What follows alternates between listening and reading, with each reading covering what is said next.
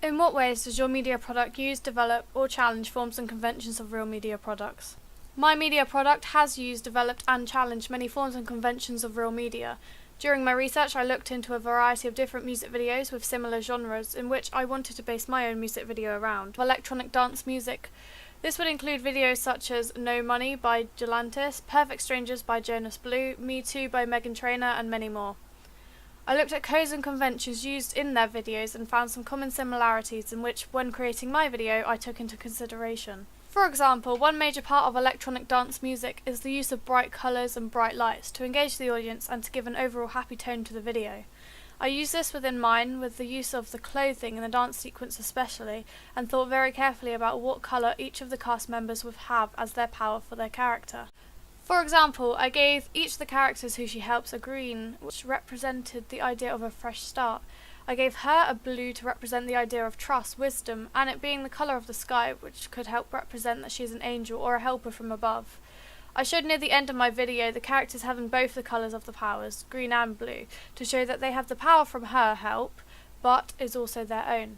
I used a bright background for my singer to help represent that this section isn't naturalistic and part of the narrative, but to also stick to the bright colour convention. Another common convention of electronic dance music videos I found was the dance sequence, where the main person of the video would dance alongside some of the backing dancers.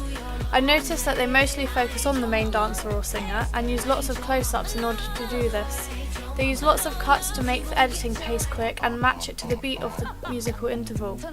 They often have the main dancer wear something different to the backing dancers, in which I did the same in mine to distinguish the differences but still related them in similar colours. However, one convention which I found occurred in a few specific music videos was the use of having the main female character have long curly hair. This I felt is used because it is more of a formal hairstyle and decided to use this for my singer. I found that sometimes the title of the song is put into the beginning of the video in which I followed, but I decided to still follow the bright colour and sunset ideas to relate to the rest of my video's theme. I noticed more often than not the visuals on the screen were linked to the lyrics of the song, in which I followed throughout the majority of my music video. For example, in my music video, the lyrics said, "We could be heroes, me and you." In which in this time I showed two different people to represent these could be the people who can be heroes. Also, on the "But I can't be one of them," I showed the singer holding an energy ball to represent that she is different. As a final example, when the lyrics said, "Anybody's got the power, they don't see it 'cause they don't understand," I showed one of the characters just trying to use the power, but gets help from the main girl to help believe and understand how to do it.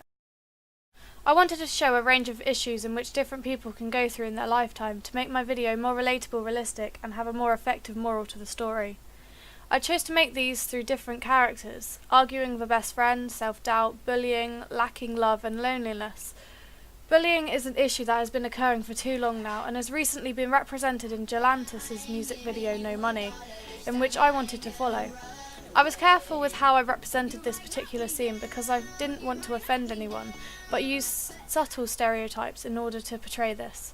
I dressed each of my characters in everyday clothing to show to my audience that these issues can occur to anyone. By putting my main character also in everyday clothes, I was able to portray again that anyone can be this person. Special effects I found aren't always used in music videos, but tend to include natural or disco lights instead. I therefore wanted to challenge this convention to enhance my storyline and to follow the stereotypical theme of a hero. The effects I used were mostly to do with motion tracking the actor's hands to replicate that a helping hand can go a long way. The heart effect, with hearts inside a large heart, was an easy symbol of love, and I chose the colour pink rather than red as it is a closer representation of love.